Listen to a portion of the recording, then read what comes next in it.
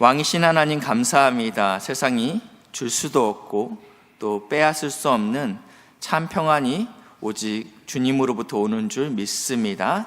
우리 안에 이 흔들 수 없는 평안이 가득 넘칠 수 있는 복된 시간 될 수 있도록 은혜를 부어 주시옵소서. 성령 하나님 말씀하여 주셔서 우리가 듣고 깨달을 수 있는 복된 시간 될 수 있도록 인도하여 주시옵소서. 감사드리며 예수님의 이름으로 기도했습니다. 아멘. 하나님 말씀 열왕기하 23장 21절부터 23절 말씀입니다.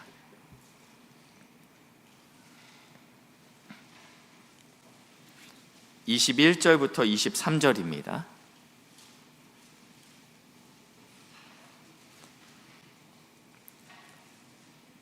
우리 찾으셨으면 다 같이 한 목소리로 읽겠습니다. 시작. 왕이 뭇 백성에게 명령하여 이르되 언약책에 기록된 대로 너희의 하나님 여호와를 위하여 유월절을 지키라 하며, 사사가 이스라엘을 다스리던 시대부터 이스라엘 여러 왕의 시대와 유다 여러 왕의 시대에 이렇게 유월절을 지킨 일이 없었더니 요시야 왕 18째 해에 예루살렘에서 여호와 앞에 이 유월절을 지켰더라. 아멘.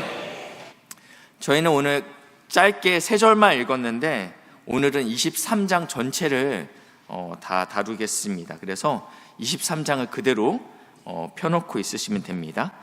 혹시 전환치료금지법이라고 들어보셨습니까? 생소하죠? 네. 이 법은 미국과 호주, 프랑스, 이스라엘 대부분의 선진국에서는 이미 통과된 법안입니다. 특별히 프랑스에서는 만장일치로 통과가 됐다고 합니다. 이것은 어떤 법이냐면요, 미성년자 자녀가 자신의 성별이 혼란스러울 때 8살짜리 남자아이가 내가 남자인지 여자인지 이게 헷갈리는 거예요. 그럴 때 이제 2차 성징이 올 나이가 될 때는 이미 늦기 때문에 이때 성호르몬 억제 주사를 맞는데요. 왜냐하면 내가 아직 남자인지 여자인지 확실하지 않는데 2차 성징이 와버리면 남자가 돼버리면 안 되니까 호르몬 억제 주사를 맞음으로 내가 완전히 깨달을 때까지, 언제까지? 내가 남자인지 여자인지 분명해질 때까지는 성호르몬 억제 주사를 맞는 것입니다. 혹은 내가 남자지만 내가 여자라고 느끼면 여성 호르몬 주사를 맞는 거겠죠. 성전환 수술 이런 것들이 다 보험 처리가 됩니다. 이 결정을 누가 하냐? 내가 합니다. 오롯이. 만약에 이걸 스스로 선택해야 하지 부모들이 자녀들에게 너의 성 정체성은 남자 아니냐라고 관여할 경우에는 감옥에 갈 수 있는 것이 바로 이 전환치료금지법입니다. 황당하죠? 미국에서 있는 교사연수원에서 이런 것들을 가르친다고 합니다. 부모들은 자녀들의 성 정체성을 알 권리가 없다. 부모 너가 관여할 일이 아니고 이건 스스로 본인이 깨닫는 때가 있을 거니까 부모가 넌 남자야, 넌 여자야 이렇게 관여하지 말라라는 것입니다. 그 지식은 어떤 지식이냐면 내가 남자인지 여자인지 이 지식은 얻어져야 한다. 스스로 교육을 통해서 얻어진다라는 것입니다. 이 주어진 게 아니에요. 이것은 내가 살다 보니까 깨달음이 오는 그때가 바로 내가 나는 내 염색체는 남성 염색체지만 사실은 나는 여성이었구나 이렇게 깨닫게 된다라는 것입니다. 이것이 지금 선진국에서 일어나고 있는 일들입니다. 우리는 진리가 부정되는 시대에 살고 있습니다. 차별금지법, 평등법이 통과된다면 우리나라에서도 이러한 일이 일어날 것입니다. 이런 악한 시대에 요시야 같은 성도가 필요합니다. 오늘 저희가 요시야 왕에 대해서 읽었는데 먼저 이 요시야는요 남유다의 3대 착한 왕이었습니다. 선한 왕이었습니다. 다윗을 제외하고 이 분열왕국 시대에 가장 위대했던 3명의 왕을 꼽으라면 여호사밧, 또 히스기야, 그리고 오늘 요시야입니다. 특별히 요시야에게는 별명이 있는데 어떠한 별명이 있냐면 남유다의 마지막 불꽃이라는 별명이 있습니다. 얼마 전에 여의도 불꽃 축제가 있었습니다. 혹시 가신 분이 있을 거라 없겠죠? 네, 없을 것 같아요. 네, 저도 한번 가봤는데요. 처음에는 이제 시작할 때는 이렇게 아름다운 불꽃을 뻥뻥 한 개씩 터뜨려요. 그리고 이제 클라이막스로 가면요, 마지막에 어떻게 하죠? 그동안 갖고 있던 모든 불꽃을 빠방빠방빵빵 전쟁 난 듯이 정말 그 하늘을 가득 채운다라는 느낌으로 불꽃을 터뜨립니다. 마치 요시야가 그랬다라는 것입니다. 왜냐하면 요시야 당시는 남유다의 멸망이 임박한 가장 악한 시대였다라는 것입니다. 가장 악한 시대에 가장 거룩한 왕, 가장 하나님의 말씀만을 기준으로 삼은 왕이 자신의 순종과 헌신의 삶을 온몸으로 드러냈던 왕이었다라는 것입니다. 도대체 얼마나 이 남유다가 악했으면 이때가 가장 어두웠냐? 남유다에도 좋은 왕들이 간간히 있었죠. 히스기야가 있었습니다. 히스기야가 죽자 그의 아들 므낫세가 왕이 됩니다. 이 므낫세는요, 남유다의 20명의 왕 중에서 가장 오래 통치했던 왕입니다. 55년간 통치합니다. 근데 문제는요, 이 므낫세는 남유다에서 또 가장 악한 왕이었다라는 것입니다. 가장 악한 왕이 가장 오래 통치했습니다. 전승에 의하면 이사야 선지자가 이 므낫세에 의해서 톱에 썰려서 죽었다라는 이야기가 있어요. 이사야 선지자가 히스기야 때 활동했던 선지자거든요. 근데 이 므낫세 때 왕이시여 우상을 섬기는 것은 안 됩니다 라고 이야기했을 때 이 므낫세 선지자가 이 이사야 선지자를 톱으로 썰어서 이사야가 순교합니다. 불행하게도 가장 악한 왕이 가장 오랫동안 통치하면서 그것도 반세기가 넘게 통치하죠. 이러면서 남유다는 성전뿐만 아니라 온 산당에서 우상을 음란하게 섬김으로 온 유다의 우상 숭배가 인이 박히게 한 장본인이었다라는 것입니다. 왕하 21장 13절 말씀인데요, 하나님께서 이 므낫세가 다스릴 때 이렇게 말씀하십니다. 내가 사마리아를 잰 줄과 아합의 집을 다스림을 보던 추를 예루살렘에 베풀고, 이 당시에 이미 북이스라엘은 멸망했습니다. 아수르에 의해서요. 근데 이 기준으로 내가 지금 남유다를 통치하겠다, 내가 그렇게 다스리겠다. 무엇이라 말씀하세요? 그릇을 씻어 엎은같이 예루살렘을 씻어 버릴지라. 엎은다라는 거예요. 제가 지금 뚜껑을 닫고 있기 망정이지 뚜껑 열어놨으면 난리가 났겠죠. 근데 하나님께서 이 예루살렘을 엎으시겠다라는 거예요. 이 므낫세가 반세기 넘게 다스리다가 그의 아들 아몬이 다스립니다. 이 아몬은 굉장히 짧습니다. 2년간 다스립니다. 그의 신하들이 반란을 일으켰어요. 이 아몬에 대해서 이렇게 평가하고 있어요. 그의 아버지 므낫세가 행한 같이 악을 행하였다. 그러니까 이 남유다의 57년간은요 굉장히 영적으로 타락하고 음란했고 악했던 시대였다라는 것입니다. 이러한 환경에서 누가 나왔냐면 오늘의 주인공 요시야가 나왔다라는 것입니다. 하나님을 경외하는 선한 왕이었습니다. 그에 대한 평가는 이렇습니다. 다윗의 모든 길로 행하고 좌우로 치우치지 아니하였더라라고 표현하고 있어요. 이 좌우로 치우치지 아니하였다라는 것은요 기준이 있다라는 거예요. 길이 있다라는 것입니다. 정도가 있다라는 거예요. 그 길을 벗어나는 게 좌우로 치우치는 거겠죠. 이 기준이 무엇이냐면 말씀이라는 것입니다. 말씀만이 길입니다. 이것이 오직 하나님만을 섬기라는 좁은 길을 걸어갔다라고 이야기하고 있다는 것입니다. 다른 곳을 바라보지 아니하고 하나님과 하나님이 주신 말씀만 붙들고 살았다라는 것입니다. 요시야는 이런 평가를 받았던 사람입니다. 이 사람이 요시야가 어떻게 하나님의 말씀만 붙들고 살았습니까? 그의 통치 18년이 되던 때에 그가 8세의 왕이 됐거든요. 그러니까 18년이 됐으니까 26세가 됐습니다. 성전 수리를 시작합니다. 이제는 힘이 생겼어요. 이제는 왕으로서 내가 주체적으로 어떠한 일을 감당할 수 있는 상황이 됐습니다. 성전을 수리를 맡깁니다. 수리 도중에 율법책을 발견하게 됩니다. 율법책이 발이 달려서 어디에 혼자 숨어 있었던 것이 아닙니다. 이 율법의 말씀은 그냥 있던 그 자리에 늘 있었습니다. 근데 그동안은 찾는 자가 없었다라는 것입니다. 말씀이 잊혀졌다라는 것입니다. 성전을 청소하다가 무려 75년 만에 발견된 것입니다. 그렇죠? 왜냐하면 문하세 때 55년간 성전이 제 기능을 못하고 있었고, 아몬 때도 2년간 또 제 기능을 못하고 있었기 때문입니다. 그리고 그의 통치 18년 동안 성전은 여전히 관리가 되어 있지 않았기 때문입니다. 무려 75년 만에 하나님의 말씀이 발견되었습니다. 이 하나님의 말씀을 발견하니까 이 요시야와 남유다의 놀라운 변화가 일어납니다. 시편 119편 9절 말씀인데요.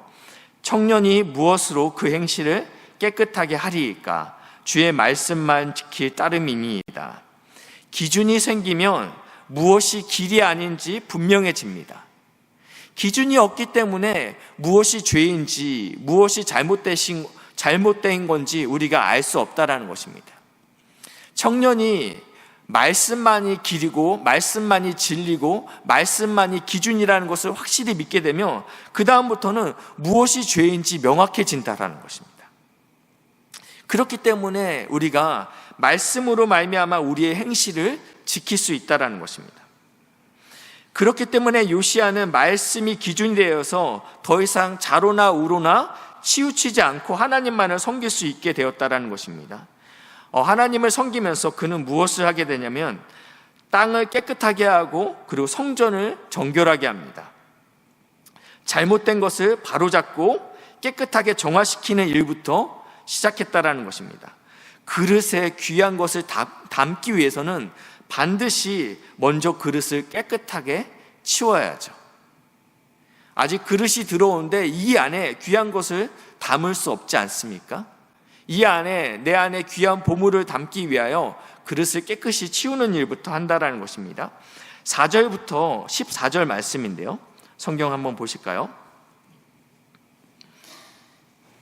4절부터 14절은 유다 지역의 영토를 개혁하는 이야기를 다루고 있습니다. 왕이 대제사장 hil기야와 모든 부제사장들과 문을 지킨 자들에게 명령하여 바알과 아세라와 하늘의 1월 성신을 위하여 만든 모든 그릇들을, 지금 이제 이야기하죠. 정리를 해라. 이 바알과 아세라를 섬기던 것들, 하늘의 해와 달과 별들을 섬기던 것들의 그런 그릇들을 보시니까 여호와의 성전에서 내다다가 이렇게 표현하고 있어요. 이 그릇들이, 이 제의를 드리는 그릇들이 어디 있었냐면요, 여호와의 성전 안에 있었습니다. 그러니까 여호와의 성전 안에서 바알과 아세라를 섬기고 있었고 하늘의 해와 달과 별들을 섬기고 있었다라는 것들을 우리가 알 수 있습니다. 5절에 보시니까요, 옛적에 유다 왕들이 세워서, 그러면서 하반절에 가시니까요, 또 바알과 해와 달과 별과 하늘의 모든 별에게 분향하는 자들을 패하고, 이러한 바알과 아세라, 해와 달, 별을 이런 섬기는 제사장들을 누가 세웠냐면요, 유다의 왕들이 세웠다라고 이야기하고 있어요. 또 6절입니다. 또 여호와의 성전에서 아세라 상을 내다가, 이제는 보이시죠? 이 아세라 상이 어디 있었는지요. 7절은 가관입니다. 한번 같이 읽겠습니다. 시작.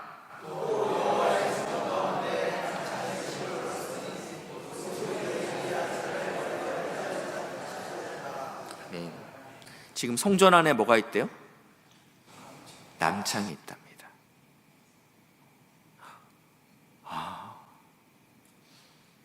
여성들이 몸을 파는 곳은 저도 지나가다 가끔은 봤어도 아직 남창은 보지 못했는데 어느 정도로 타락했는지 지금 너무 노골적으로 보여주고 있어요.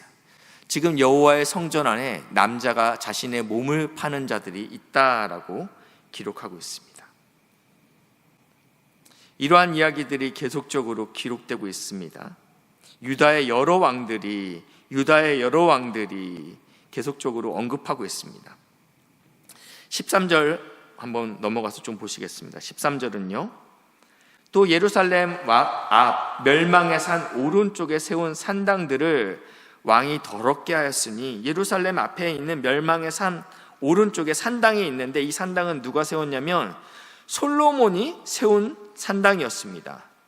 그러면서 아스다롯과 모압과 가증한 그모스와 암몬 자손의 가증한 밀곰을 위하여 세웠던 것이다 라고 표현하고 있습니다. 히스기야가 종교개혁을 했을 때 놋뱀을 없앴습니다. 대단히 놀라운 일이죠. 뭔가 이렇게 이 놋뱀은 왜냐하면 추억이 서린 물건이거든요. 영적인 어떠한 굉장히 놀라운 경험이 세웠던 물건을 없앤다라는 것은 영적으로 굉장히 부담이 되는 일이잖아요. 근데 백성들이 이것을 거진 하나님처럼 섬겼기 때문입니다. 그리고 요시야는요, 솔로몬이 세운 산당을 파괴했습니다. 이런 종교개혁을 이뤘던 많은 자들도 이 지금 오늘 나왔던 이 13절 이 말씀을 실행하지 못했다라는 것입니다. 그리고 15절부터는요 20절까지는요 북이스라엘의 영토를 개혁하는 사건들을 기록하고 있습니다. 15절입니다. 이번에는요 이 남유다만 개혁한 게 아니고요, 이제 북이스라엘까지 갔습니다. 보시니까 여로보암이 베델에 세운 제단과 산당을 왕이 헐고, 이 북이스라엘의 첫 번째 왕입니다. 그래서 이 베델과 단에다가 금송아지를 세웠죠. 근데 이 베델까지 찾아가서 지금 거기에 있는 산당을 헐었습니다. 그 산당을 지금 불살랐습니다. 그리고 옆을 보니까 무덤이 있었습니다. 그래서 무덤에서 해골들을 꺼내다가 이 제단 위에다 올려놓고 다시 불사릅니다. 그러니까 이 제단을 더럽게 만드는 것입니다. 그러니까 더 이상 제단의 역할을 할 수 없게끔 만드는 것들을 감당하고 있다는 것입니다. 15절에 보시니까요,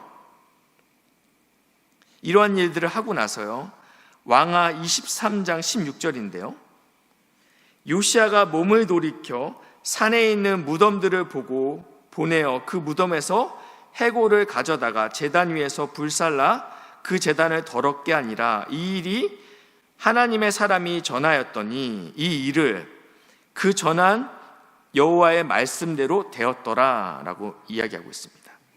이것은 무슨 이야기냐면요, 300년 전에 이 여로보암이 베델과 단에다가 제단을 쌓았을 때 하나님의 선지자가 저기 남유다에서부터 시작해서 이 베델까지 찾아갔습니다. 그러면서 앞으로 요시야라는 왕이 나올 것인데 이 요시야라는 왕이 와서 이 제단을 더럽게 할 것이다 라고 선포합니다. 그러니까 300년 전에 이미 하나님께서 이미 이 베델이 어떻게 더럽힘을 당할 것인지에 대해서 예언하고 있다라는 것입니다.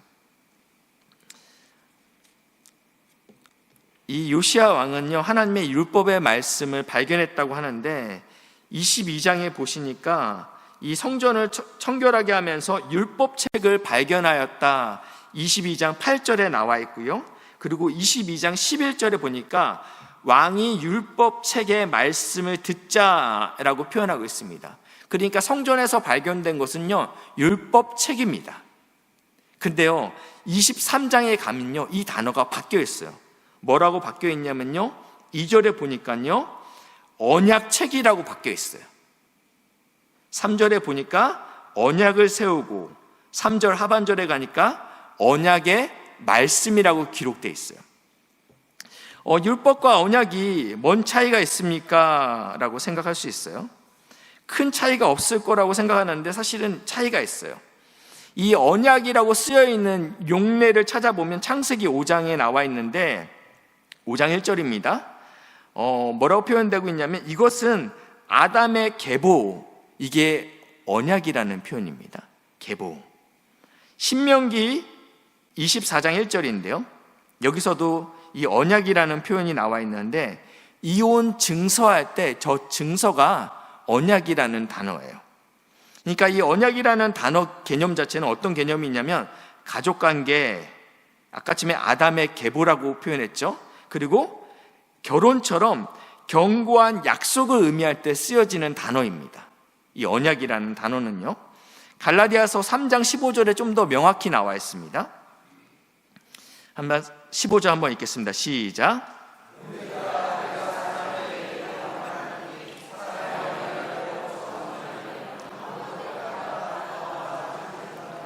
아멘. 여기서 사람의 언약, 결혼을 이야기하겠죠. 결혼합시다. 약속을 맺죠. 언약을 맺죠. 이렇게 정한 후에는 쉽게 패하거나 그리고 더하지 못한다. 언약은 그만큼 중요하기 때문이다. 언약은 바꿀 수 없는 것이다. 사람의 언약도 그러하물며 16절에 이 약속들은 이제 이번에는 하나님의 언약입니다. 하나님의 약속입니다. 이 하나님의 약속은 아브라함과 그 자손에게 말씀하신 것인데 여기서 말하는 이 자손은 단수입니다. 그 자손들이라 하지 아니하고 오직 한 사람을 가리켜 내 자손이라 하였으니 곧 예수다, 그리스도다라고 이야기하고 있습니다. 그러니까 사람의 언약도 변개치 않는데 하나님이 아브라함과 그리고 예수와 함께 맺은 언약은 어떻게 변화되겠냐, 이 이야기를 하고 있는 것입니다. 17절입니다. 내가 이것을 말하노니 하나님께서 미리 정하신 언약은 아브라함과 하신 언약이잖아요. 이 언약은 430년 후에 시내산에서 받았던 율법이 폐기하지 못한다. 무엇이 더 먼저냐라는 것이에요. 아브라함과 했던 약속이 먼저지 않냐. 그렇기 때문에 율법이 이 언약을 바꿀 수 없다. 언약을 취소시킬 수 없다. 언약을 실패시킬 수 없다라고 이야기한다라는 것입니다. 하나님께서는 아브라함과 그리고 다윗과 그리고 이스라엘 백성과 언약하심으로 견고한 관계를 맺으셨어요. 어떠한 관계입니까? 너는 내 아들이야. 너는 나의 백성이야. 너는 나의 신부야. 라고 언약을 맺으셨다라는 거예요. 그러면서 이렇게 말씀하시는 거죠. 언약을 맺으셨으니까 내가 거룩하니 너희도 거룩하다. 거룩하다 이렇게 얘기하시죠. 무슨 말씀이죠?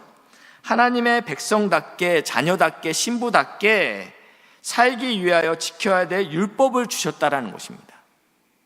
그러니까 율법이 먼저 아니고 언약이 먼저라는 것입니다. 우리가 이미 자녀가 됐죠. 백성이 됐죠. 신부가 됐죠. 자녀된 사람으로서 마땅히 율법을 지킨다라는 것입니다. 순서가 바뀌지 않아야 된다라는 것이죠. 내가 율법을 지킴으로 하나님의 자녀가 되는 게 아니고 내가 율법을 살아내므로 하나님의 신부가 되는 것이 아니고 하나님은 그것과 상관없이 우리를 하나님의 자녀 삼으시고 하나님의 백성 삼으시고 하나님의 신부 삼으셨어요. 그러면서 우리에게 내가 거룩하니 너희도 거룩하라 그러면서 율법을 주셨다라는 것입니다. 언약 안에 이제는 우리가 자녀가 됐습니다. 백성과 신부가 됐습니다. 그런 우리가 유월절을 지키는 것입니다. 22절 보시니까 이렇게 유월절을 지킨 일이 없었더니라고 표현하고 있어요. 그럼 우리는 이제 새벽 예배를 이제 꾸준히 참석하셨던 성도님들은 히스기야도 유월절을 지켰는데요? 라고 이야기할 수 있어요. 근데 오늘 여기 보면 이렇게 지킨 사람은 없다라고 쓰고 있어요. 이렇게. 그래, 유월절 지켰지. 근데 이렇게 완벽하게, 이렇게 말씀 그대로 고지고대로 지킨 사람은 요시야 외에는 없다라고 표현하고 있는 것입니다. 사사시대 때부터 여호수아가 죽고 나서 이 사사시대가 오지 않았습니까? 그때부터 지금 이때까지 이 800년 기간 동안 어느 누구도 말씀대로 제대로 기록된 대로 유월절을 지킨 일이 없다라는 것입니다. 하나님의 자녀된 하나님의 백성된 우리가 어떻게 유월절을 지켜내야 됩니까? 기록된 대로 말씀대로 지켜야 되는데요, 저희가 읽었던 4절부터 20절까지 반복되는 표현이 있습니다. 12번 나오는 표현인데요, 어떤 표현이냐면요, 보시니까 6절, 또 7절, 또 8절, 또 11절, 또 10절도 있네요. 왕이 또한 막 계속 나와요. 그러니까 지금 이 죄가 쉬지 않고 나오고 있는데 이 모든 죄들을 철저하게 지금 다 가루로 만들고 있죠. 네. 두 번째 나오는 표현은 불사르고 빻아버리다, 이 표현이 7번 나옵니다. 예. 그러니까 이 요시야 왕은요, 그만큼 철저하고 반복적으로 완전히 남김없이 그 모든 죄악들을 제거하고 있었다라는 것입니다. 이 남유다 안에서, 북이스라엘 안에서 철저하게 제약된 모든 것들을 제거하고 있었습니다. 하나님께서 이스라엘 백성들에게 유월절을 지킬 때 누룩을 제거하라고 말씀하십니다. 출애굽기 12장 15절 말씀인데요, 너희는 이레 동안 무교병을 먹을지니 누룩이 없는 빵을 먹으라, 이 얘기죠. 그 첫날에 누룩을 너희 집에서 제하라. 네. 분명히 이 7일 동안 이 절기 앞에서 반드시 그 전에 선행돼야 될 것이 있는데 집안에 있는 모든 누룩을 다 없애라 라고 표현하고 있습니다. 그러면서 이 명절을 지키는 동안에 유교병, 누룩이 들어있는 빵을 먹는 자는 이스라엘에게서 끊어지리라. 참 무섭죠. 그래서 현재 지금 21세기도 유대인들은 여전히 이 유월절을 지킬 때 한 달 내내 집안을 청소한대요. 예. 그리고 그 소파 밑도, 왜냐하면 빵 부스러기가 소파에 흘릴 수도 있잖아요. 그래서 집안에 있는 모든 것들을 청소하고 깨끗이 하고 누룩이 보이면 이것들을 다 불에 태웁니다. 아주 철저하게 누룩을 제거하죠. 그러면 신약을 사는 성도들도 이렇게 해야 됩니까? 우리에게 누룩은 어떤 의미입니까? 고린도전서 5장 1절에 나와 있는데요, 너희 중에, 이 고린도 교인들한테 한 말씀입니다. 불신자에게 한 말이 아니고 교인들에게 한 말이에요. 너희 중에 심지어 음행이 있다 함을 들었으니 그런 음행은 이방인 중에서도 없는 것이라. 누가 그 아버지의 아내를 취하였다 하는도다. 이 교회 안에 성적으로 음란했는데 계모겠죠. 그렇죠? 계모겠죠. 이 계모를 취하는 사건들이 일어났던 것 같습니다. 이것을 바울은 음행이다, 죄악이다, 이러한 일들이 있었다라고 표현하고 있어요. 그리하고도 너희가 오히려 교만하여져서 어찌하여 통한이 여기지 아니하고 그 일을 행한 자를 너희 중에서 쫓아내지 아니하였느냐, 제거하지 아니하였느냐. 지금 누룩을 제거하다와 같은 표현이에요. 그러니까 죄의 뿌리를 공동체 안에서 다 뽑아야 된다라고 이야기하는 것이에요. 6절 보실까요? 너희가 자랑하는 것이 옳지 아니하다. 적은 누룩이, 그러니까 네가 생각할 땐 이것이 죄가 아닌 거라고 생각하지, 이것은 그냥 넘어갈 만한 아주 그냥 사소한 죄라고 생각하지, 그 적은 누룩이 온 덩어리에 퍼지는 것을 알지 못하느냐. 이 자그마한 그 사소한 죄가 결국은 너를 망치는 것을 알지 못하느냐라고 이야기하고 있습니다. 너희는 누룩이 없는 자인데, 우리가 왜 누룩이 없습니까? 우리 안에 다 누룩투성이지 않았습니까? 근데 성경에서 우리를 누룩이 없는 자라고 이야기하면서 새 덩어리가 되기 위하여 우리가 묵은 누룩을 내버리는데, 어떻게 내버리냐면 그 방법이 무엇이냐면 유월절의 양 곧 그리스도께서 희생되셨느니라 라고 표현하고 있어요. 이 유월절에 먹는 것이죠. 근데 이 유월절에 주님께서 유월절의 양으로 오심으로 주님께서 우리를 누룩이 없는 자로 여기셨다라고 표현하고 있다는 것입니다. 8절입니다. 그러므로 우리가 명절을 지키되 묵은 누룩으로도 말고 악하고 악의에 찬 누룩으로도 말고 누룩이 없이 오직 순전함과 진실함의 떡으로 하자. 그럼 이 순전함과 진실함이 무엇이냐? 마태복음 26장 26절에 그들이 먹을 때, 유월절 만찬에 먹을 때 예수님께서 제자들에게 떡을 가지사 축복하시고 떼어 제자들에게 주시며 이르시되 받아 먹으라, 이것이 내 몸이다. 지금 이 떡을 가지고 축복하시는데 이 순전한 누룩이 없는 진실함의 떡이 무엇이냐면 예수 그리스도라고 이야기하고 있다는 것입니다. 음란한 시대에 살고 있습니다. 악한 시대에 살고 있습니다. 죄악이 범람하고 있어요. 그러면 우리는 어떻게 살아내야 됩니까? 죄를 다 뽑아내야죠. 근데 그 방법이 바로 무엇이냐면 우리가 예수를 생각하고 예수를 기억하고 예수를 바라보는 것이라고 오늘 성경에서 이야기하고 있습니다. 예수님을 생각할 때 예수님이 나의 신랑 되시고 예수님이 나의 주인 되신 것들을 먼저 기억하면 주님께서 우리 안에 계속적으로 말씀하시는 게 있으시겠죠. 내가 거룩하니 너희도 거룩하다 라고 말씀하십니다. 순서가 바뀌어서는 안 된다는 것입니다. 기록된 말씀을 기준으로 살아내야 됩니다. 우리의 기준이 무엇이 됩니까? 하나님의 말씀만이 우리의 유일한 기준입니다. 그렇기 때문에 길이 아닌 곳에 가지 않습니다. 오직 한 길, 예수 그리스도를 붙잡을 수 있다는 것입니다. 이 예수님을 굳게 붙잡으시는 사랑하는 우리 믿음의 동역자들 되시길 주님의 이름으로 축복합니다.